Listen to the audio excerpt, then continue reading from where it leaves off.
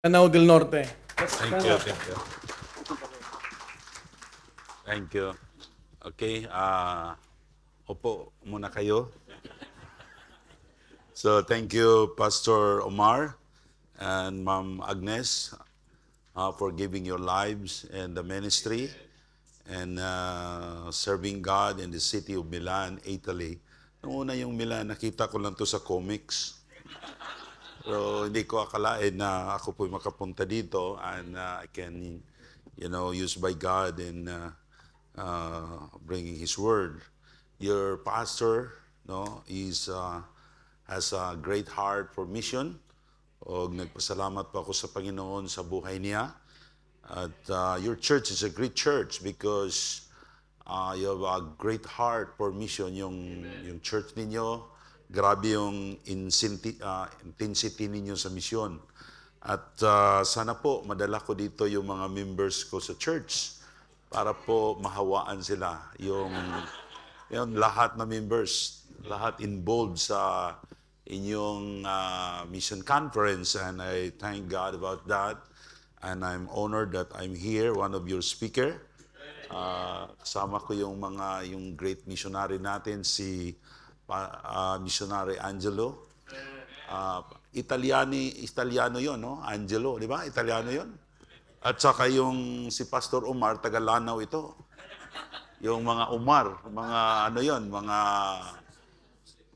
ano yon sa mga parang royal blood yan, no? Mga sila po ang namumuno sa Lanao. So, siguro sabi ko, si Pastor Omar makapunta doon sa amin. Lagi ko siyang inibita pero wala pa siyang time eh. Maybe one of days makabisita siya sa lugar namin. Ipakilala ko siya sa mga mayors doon sa Lanao. No, mga Umar. Okay? So, I ask everybody to please stand up. And wala akong kasi I'm going to preach about steadfastly laboring together in mission. So, can you open your Bible in James chapter 4, verse 14.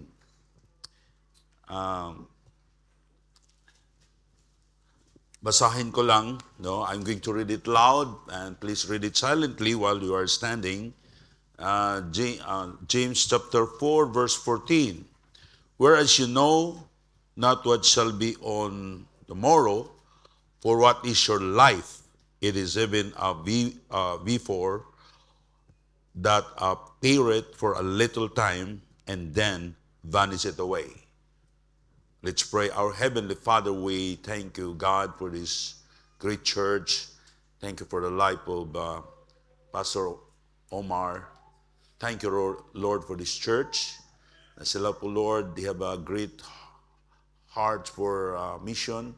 Lord, I pray that you will continue to bless this church and the people of God, that they will continue, they are growing in their giving, in supporting mission. Lord, bless me, and I'm going to speak your word of God and speak every heart. In Jesus' name I pray.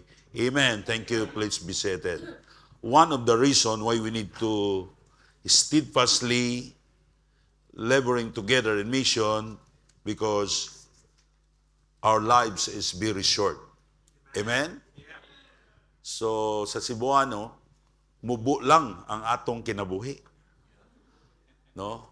Sa Tagalog, maikli lang ang buhay natin. So, nung una, nung bata pa ko, akala ko, yung buhay ng tao ay mataas. But I realized when I become older that life is short. Right? So, we need to use this life para sa Panginoon to reach more souls for Christ, for mission. The title of my message this evening is Steadfastly Laboring Together in Mission. Okay? World mission can be done more easily if the believer choose to be united. Pastor Angelos spoke about this unity, that every one of us need to be, involved in supporting and praying for mission. Mission can be done easily if the believers choose to be united. Kung ano tayo, tulong-tulong, medyo hindi mahirap. Right? To continue in unity for world mission is not by chance, but a choice. Ano natin to? Pipiliin natin. Tayo ang nag-decide. Why we need to continue laboring together for world mission, why we need to be steadfastly laboring together in mission. Number one, the rushing for mission. Now David said unto Ahimelech in the 1 Samuel chapter 21 verse 8, the king's business required haste. Right? World mission is God's business. Ano to ng Panginoon? It's God's business. It's God's command. It requires haste. Dapat hindi tayo, dapat gawin natin ito. Our Lord Jesus Christ commanded us to go and to preach the gospel. Every believers must contribute for the preaching of the gospel. Maybe hindi lahat tayo tinawag, na maging missionary.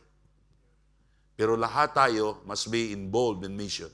You can pray, you can give, and dapat tayong mga Kristiyano, kung hindi ka tinawag ng Panginoon to preach the gospel as a missionary, sure God is calling you to support mission. And you need to work hard. And you are praying that God, He will bless you more and more every year for the sake of mission. Now, our Lord Jesus Christ commanded us to go and to preach the gospel. Every believer must contribute, must act immediately for the preaching of the gospel. World mission needs to be rushed.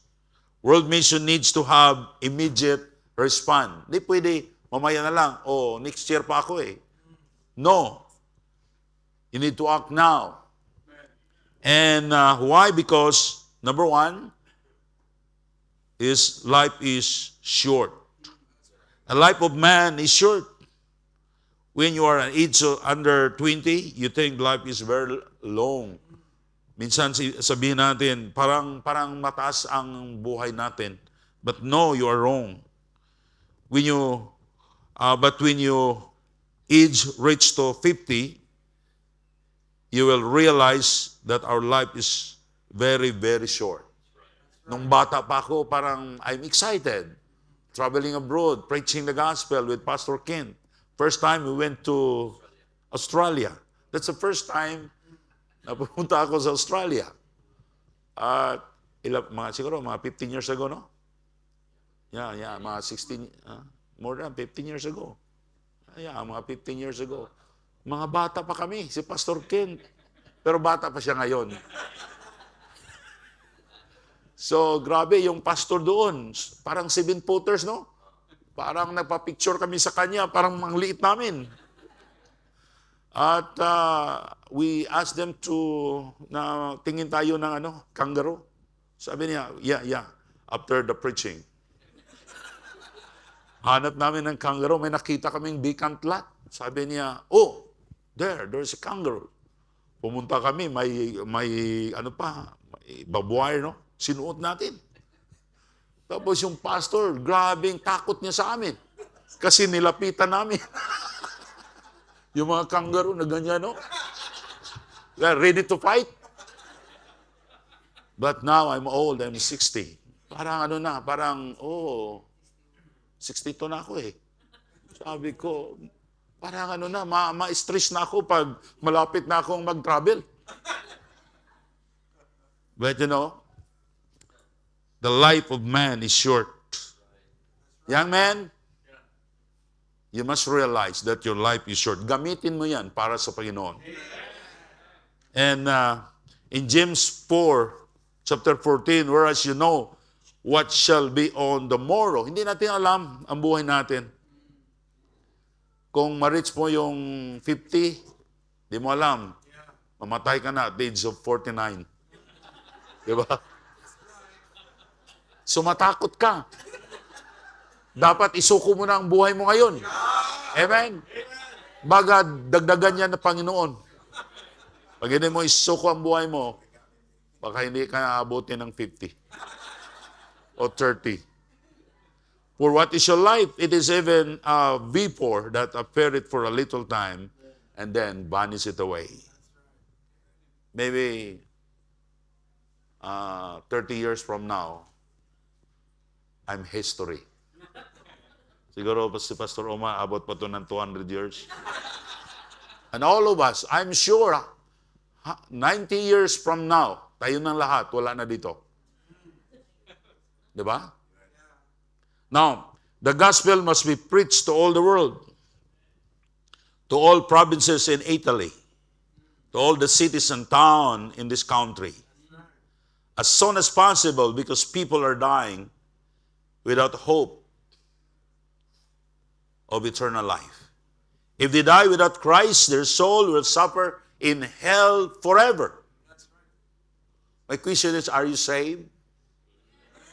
Baptist cannot save you. If you say, Pastor, I'm sure that I'm saved because I'm a Baptist. Sa tingin ko, if Judas hindi ligtas, 1 out of 12 hindi ligtas. How many people we are here in this room? 1 out of 12. Yun lang nga si Jesus Christ, pinakamagaling na pastor eh. Right? Every 3 months siguro sa church ko, I'm preaching hard about Baptists that are not saved.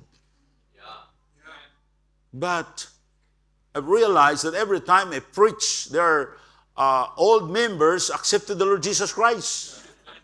Raised their hand and said, no one is looking around, just close your eyes. I know you're a Baptist. Maybe God spoke to your heart this morning that you are not saved. Are you willing to accept the Lord Jesus Christ as your Lord and Savior? And I saw many people, they accept the Lord. How about you this evening? Are you sure you are saved? You need to be sure and accept the Lord Jesus Christ as your Lord and Savior. Every people need to hear the gospel as soon as possible because people are dying. They need to hear the gospel while they are alive. There is hope of a person to be saved when he is yet alive. Pag patay ka na, wala na. Ba? Our present world death rate today, 63 million people die each year. 173,000 people each day. Yung namatay, 173,000. 7,208 people die each hour. Imagine that. Dapat hindi natin to patagalin. Salamat po sa church na ito. Salamat po sa mga missionaries na nakinig dito ngayon. Every second, every minute is counted in mission. The more we become older, the more we become sickly. So I wish that, yung edad ko, sabi ko sa asawa ko, sana 30 pa ako, mga 29 pa. Marami pa akong magawa sa buhay ko. Sayang yung buhay ko. No? Yung bata pa ako, hindi ko ginamit na maayos. Young people, use your life wisely. Now, the coming of Jesus is very near. The reason why we need to, gawin natin ang misyon because literally the coming of Jesus is very near. I believe with all in my heart that the coming of the Lord Jesus Christ is very near. Right? Because all of the sign of His coming is present in our times today. And 2 Timothy chapter 3, verse 1 and 4, this know also that in the last days, perilous times shall come, when men shall lovers of their own selves, covetous, boasters, proud, blasphemers, disobedient to parents, right? And thankful and holy, without natural affection, truce breakers, false accusers, incontinent, purse, despisers of those that are good, traitors, high-minded, lovers of pleasure more than the lovers of God. In the last days, men are lovers of their own selves, covetous, boasters, proud, without natural affection. Man married another man. Woman wants to marry another woman. Think about that. Now, legalized na yan. Maski sa atin, pinag-usapan na yan sa Pilipinas. But all is that is the sign of the coming of the Lord Jesus Christ. That His coming is very near. When Jesus comes, no more mission conference. No more mission giving. No more witnessing. All that had Christ in their hearts will be caught up in heaven and meet the Lord in the air. And all believers who works for mission, who labor for the gospel, they will receive a great reward when Jesus will come. Let's labor together for mission because our time is short. The coming of the Lord Jesus Christ is very, very near. We don't know. Maybe how many days or years na lang ang hinihintay natin. Jesus said, I must work the works of Him that sent me while it is day. The night cometh when no man can work. So if Christ will come, we cannot work anymore. So we need to do our best, steadfastly working together in mission. Don't be discouraged, even in hardship. Now, number 2, the riches of mission. Mission has a great riches. Mission has a great price. Mission has a great value. Hindi kayo nagkamali na yung pinataas ninyo dito ang mission. Mission has a great value. Mission has a great cause.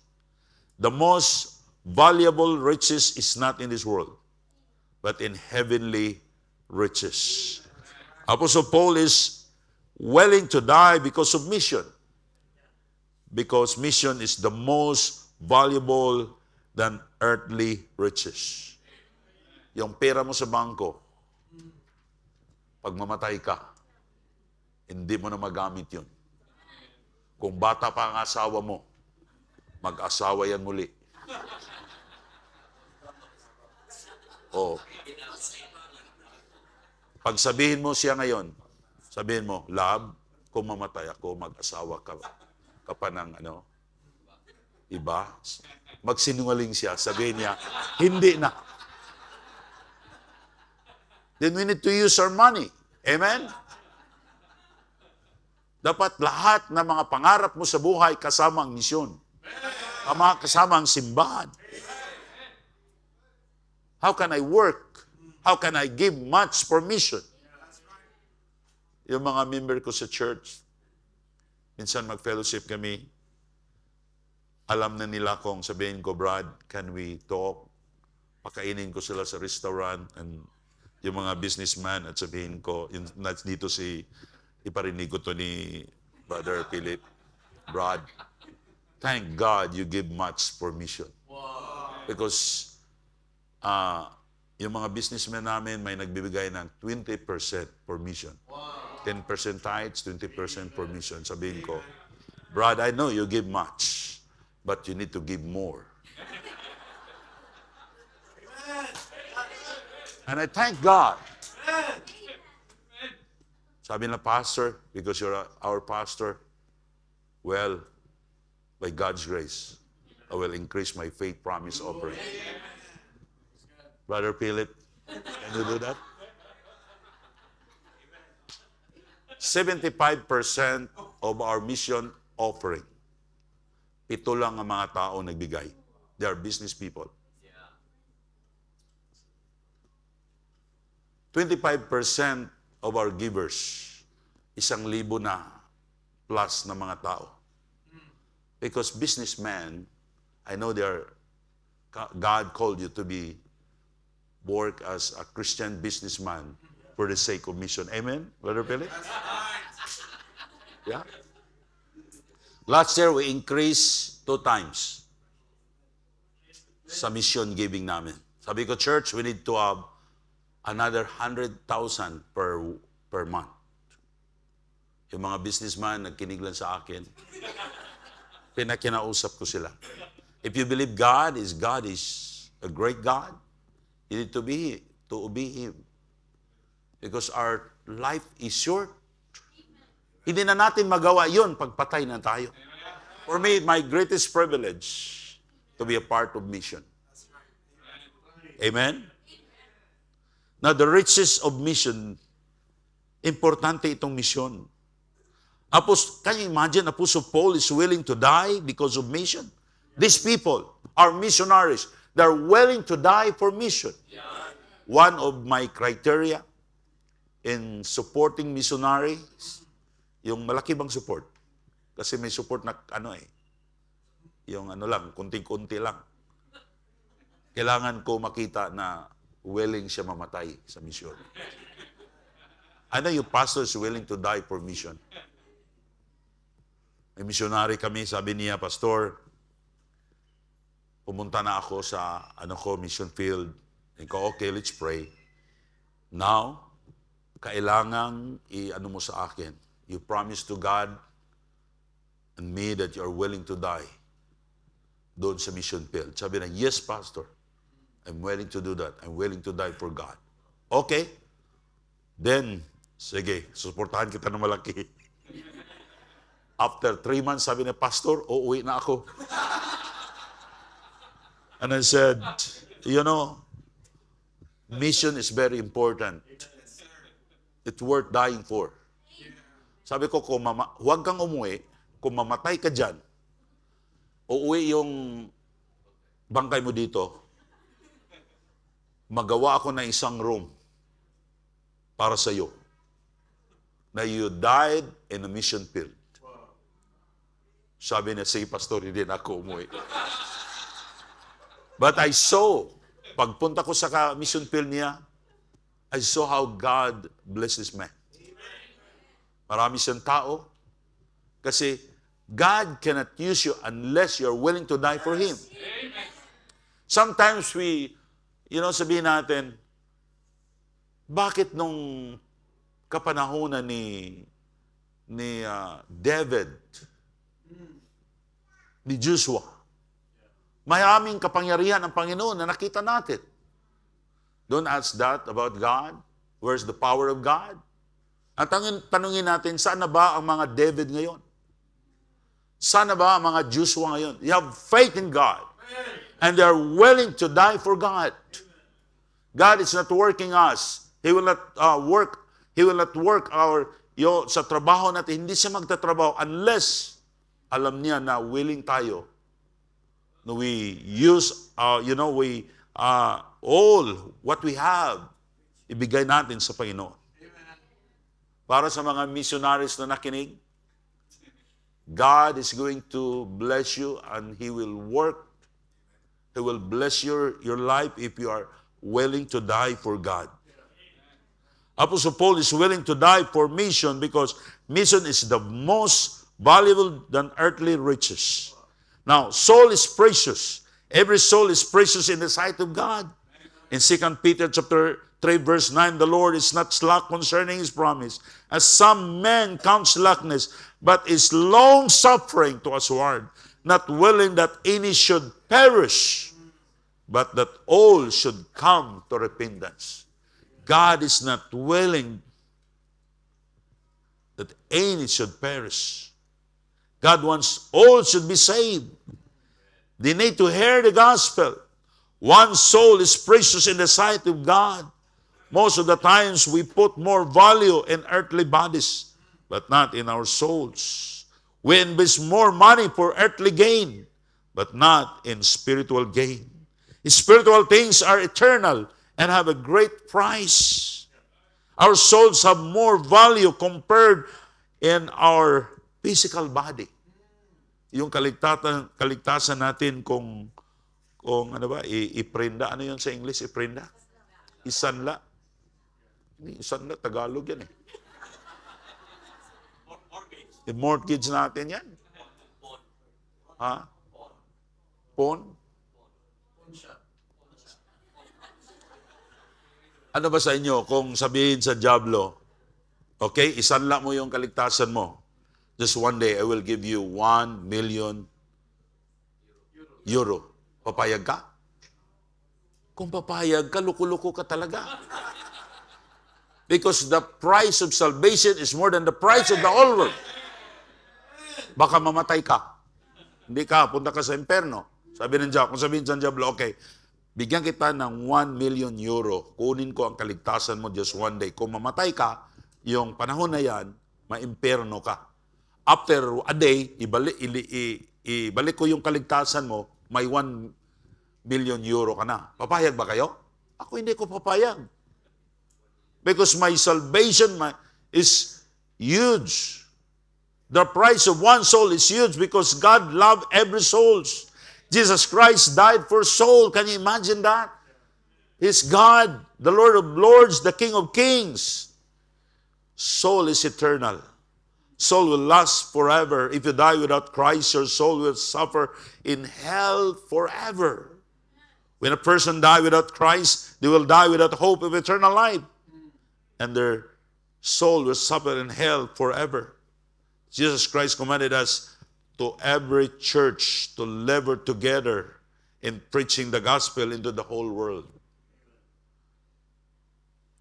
By praying one another, by helping one another, let's labor together for the gospel. How much time you invest in winning souls? How much you gave? The amount of money you gave for mission. Mission must be our priorities because of His value. Salvation, let there be salvation is made by Christ.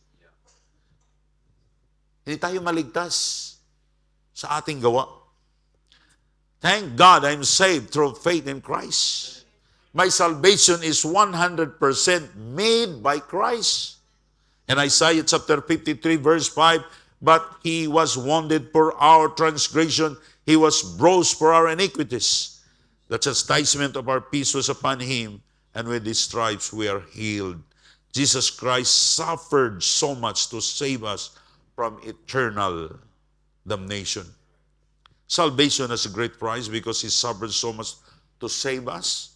Apostle Paul was not ashamed to preach the gospel of Christ because it is the power of God unto salvation. In Romans chapter 1 verse 16, for I am not ashamed to the gospel of Christ, for it is the power of God unto salvation to everyone that believeth, to the Jew first, and also to the Greek. Apostle Paul was not ashamed to preach the gospel. Christian, don't be ashamed in sharing the gospel. In 1 Peter chapter 1 verse 18 to 19, but for as much as you know that you were not redeemed with uncorruptible things, as silver and gold, from your vain conversation received by tradition from your fathers, but with the precious blood of Christ, as the Lamb without blemish and without spot. We are saved because of silver and gold, but because of Christ's precious blood. Mission has a great riches, because our salvation is made by Christ. He suffered so much to save us. Your salvation is great. Our salvation is great. Had great riches. Yung kaligtasan natin, malaki ito. Amen? Dapat tayo masaya. Kasi ligtas tayo. Has a great value. And is more than the price of the whole world. Isang tao maligtas, yung value ng kaligtasan is more than the price of the whole world. Even you own the whole world, hindi mo mabili yung kaligtasan mo. Because of our great salvation, mission has a great riches. All of us were saved because of mission. Dahil may nagsabi sa atin ng salita ng Panginoon. Importante yung mga missionaries, mahalin natin sila. Ipag-pray natin sila. Because of them, the church will blessed by God. Every believer in Christ must be thankful and rejoice every day because of our great salvation. In Psalm 35 verse 9, and my soul shall be joyful in the Lord. It shall rejoice in His salvation. Thank God that somebody sent a missionary to my town that I get saved. Yung bata pa ako, alam nyo, I graduated my elementary grade, hindi ako marunong magbasa. Siguro special child. Kasi ang trabaho ko palagi nagkipagsuntukan. And may pangalan ako sa principal office. Kasi parang problema sa school. Almost every month o minsan every week pinatawag ang tatay ko sa school. Galit na galit ng tatay ko kasi kasalanan din niya eh. Kasi bata pa ako, tinuruan niya ako ng boxing. Palagi ako nakipagsuntukan. At the teacher has a good idea. Pag magklase kami, pinalabas ako eh. So hindi ko kasama sa kasi pag nandyan ako, walang klase, magulo. Pinalabas niya ako. Pag gano'n naman, uwi naman ako. Pag klase naman, nandun naman ako. Pero hindi ako pinapasok sa teacher ko para hindi sila magulo. Yan nangyari sa akin. I graduated my elementary grade. Hindi ako marunong magbasa. Pero, nag-graduate ako siguro month of May, naligtas ako. 1976. I got saved. I understand na yung kaligtasan through believing the Lord Jesus Christ. Yung sabi ng pastor, okay, sino pong tumanggap kay Kristo? Taas ang kamay. Hindi ako tumaas. Kasi sabi ko, bata pa ako, baka hindi ako kasama dito. Pero when yung natulog na ako, yung sa bahay ng lula ko, yung Holy Spirit nakiusap sa akin. Lumuhod ako, tinanggap ko ang Panginoon. Sabi ko, Lord, tanggapin kita ng aking tagapagligtas. Nabago yung buhay ko. That night, tinanggap ko si Jesus Christ. Yung mga kasama ko, kasi may nasunog sa Usami City, sabi na, sama ka sa amin. Kaya magnakaw kami. So, sakay kami ng truck. Yung mga kasama ko, grabing mga sako-sakong ninakaw nila. During that time, I was 12 years old. Pero marunong na kami magnakaw. Pero maski isa, wala akong ninakaw. Pero nung una, leader nila ako. Sabi, ano bang nangyari sa'yo? Igo, dito lang ako. I cannot understand in my heart. Everything is changed. And then, binago na ako ng Panginoon. Hindi ko naintindihan. Thank God na ako po niligtas ng Panginoon. Nawala na ako sa outline ko. Now, thank God na ang Panginoon po magbago sa buhay natin. Right? So, yung nag-aral na ako, Kristiyano na ako first. Kasi nung una, bawal hindi pumasa. Pagalitan, di ba? Yung time ni Marcos. Blessing sa akin yun, miski wala akong nalalaman. So, nag-first year ako, First day in the class, sinabi ng teacher, kapatid ka ni Greg, si Greg, matalino yun eh. Kapatid mo si Selvino, yes sir, tinawag ko, dito ka. Basahin mo tong book, libro ni Rizal. Nako, nagtumayo ako dyan, pinapawisan ako. Kasi I don't know how to read. Sabi, basahin mo na. Yung may guts na akong sabihin, sir, hindi ako marunong bumasa. Tawa ang mga kaklase ko. Tawanan sila lahat. Pero alam nyo, hindi pa natapos ang klase, ako na ang pinakatalino nila. Kasi last section kami. Section 5 sa high school. Pero pumunta yung classmate ko sa advisor ko, sa grade 6, sabi niya, Sir Pomidiano, kasi yung kaklase ko na third honor namin, mas matalino na ako sa kanya. Sabi niya, Sir, si Bado, Sir, matalino na. Yung pangalan ko si Dudo sa bahay. Pagpunta sa school, bad boy. Minimix nila Dudo, Bado, Dudo, bad boy. Naging Bado yan, Bado. Bad na Dudo. Well, thank God, niligtas ako ng Panginoon. And siguro pag hindi ako naligtas, hindi ko makapunta dito. Wala akong alam. Pero yung isip ko lang, gusto kong magamit ng Panginoon.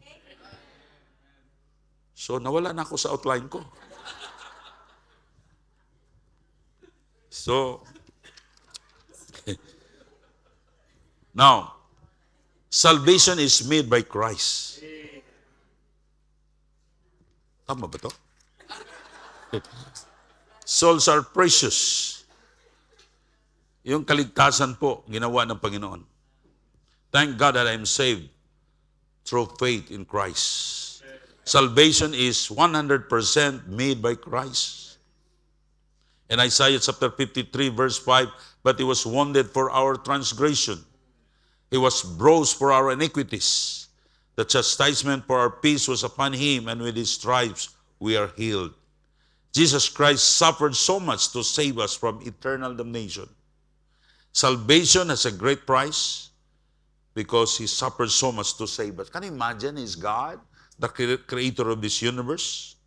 Apostle Paul was not ashamed to preach the gospel of Christ because it's the power of God unto salvation.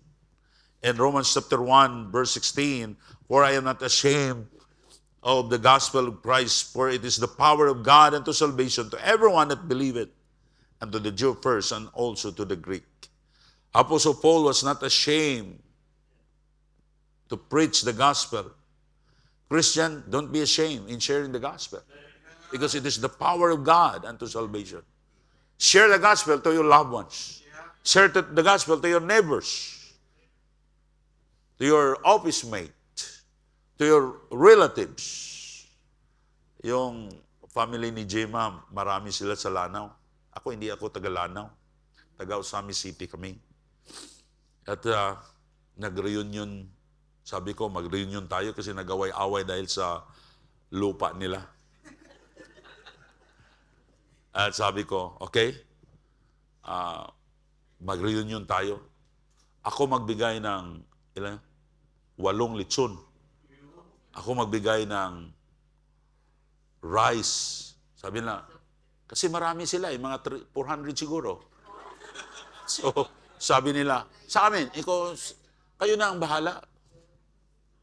Pero, ngayon, sabi ng auntie nila, kasi very sa Katoliko, sabi niya, sige, mag-invite tayo ng Catholic priest. Sabi ko, hindi na. Ako na lang magmisa. Alam mo? So, ako na lang magbasa ko ng Bible. Okay, nandoon na sila. Then, stand and I preach the gospel. Maybe 400 people. 200 people got saved. Amen. And now, 100 plus, they are members of our church. Hindi pa akong pastor noon. No? Importante yan, we share the gospel to our loved ones. Apostle Paul was not ashamed to preach the gospel. Christian, don't be ashamed sharing the gospel to your loved ones, to your neighbors, to your office mate. Kasi mamatay na tayo, wala nang makinig sa atin. Kasi kung bumalik ka, tatakbo na silang lahat. Di ba? Now, 1 Peter chapter 1, verse 18 to 19, for as much as you know that you were not redeemed with incorruptible things as silver and gold, by your vain conversation received by tradition from your fathers, but with precious blood of Christ as the Lamb of God, without blemish and without spot. We are saved not because of silver and gold, but because of Christ's precious blood. Mission has a great riches because our salvation is made by Christ. He suffered so much to save us. Can you imagine? He died on the cross. No? Grabe yung pagkamatay niya. Now, your salvation is great, has a great riches, has a great value. It's more than the price of the whole world. Because even you own the whole world, you cannot save your soul. Because of a great salvation, Mission has a great riches. All of us were saved because of mission. Every believers in Christ must be thankful and rejoice every day because of our great salvation. Dapat nagpasalamat tayo na tayo po'y naligtas. At gawin natin lahat kasi yung time natin, hindi tayo tatagal dito ng matagal. Life is short. Nung bata pa ako, parang tagal lang buhay. Ngayon, 62 na ako, tagang. Sabi ko, ano pa lang? Parang bukas, parang kahapon lang. Teenager ako. Niligawan ko si Ma'am Jima. Pero ngayon, ano na? Hindi na ako makahinga minsan. Kailangan na isuko natin ang buhay natin. Because your salvation is great, has a great riches, has a great value. It is more than price of the whole world. Can you imagine that? Even you own the whole world, you cannot, buy yung kaligtasan mo, hindi mo mabili yan. So sayang yung mga tao na hindi maligtas. Pwede sila maligtas lahat when they believe the gospel. If somebody will share them the word of God. Because our great salvation, yung kaligtasan natin, dapat i-share natin sa mga tao. All of us were saved because of mission. So we need to support, our missionaries. Every believers in Christ must be thankful and rejoice every day because of our great salvation. In Psalm 35 verse 9, and my soul shall be joyful in the Lord. It shall rejoice in His salvation. Thank God that somebody sent a missionary to our town. I got saved. Okay? We need to work hard and do something for mission. Every Christian must work for the gospel. Number 3, last. The reward of mission. Now, a Christian should work together in mission because it's reward. Mission has a great reward.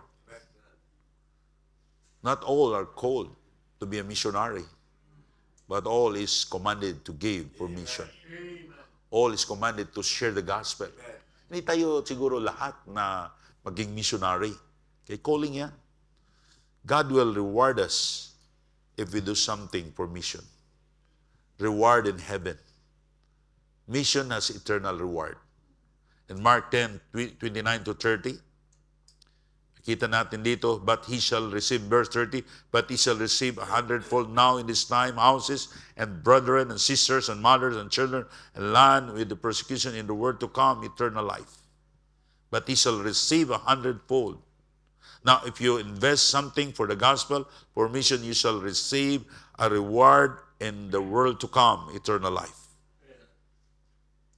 You receive a great reward. Mission work has a great reward in heaven. Every believer who work and do something for mission will receive a great reward at the coming of Jesus. Yung pera mo sa bangko, kung mamatay na tayo, hindi na natin magamit yan. Hindi natin madala yan.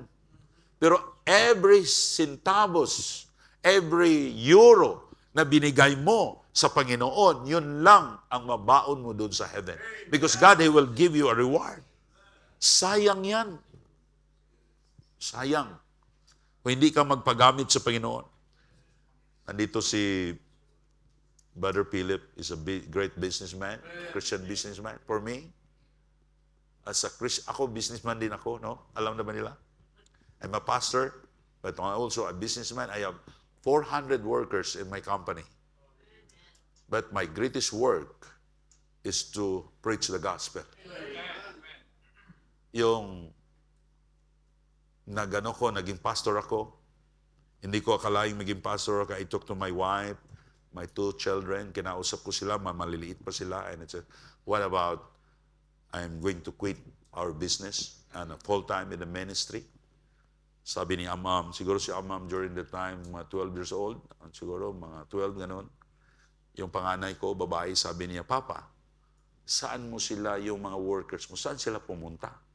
Sabi ko, kasi gustong bilhin ito sa Robinson eh. Robinson, gusto nang bilhin ang bakery. Kung ibinta na lang natin. But, kailangan natin magpatuloy. Amen? Listen, mission is a great reward.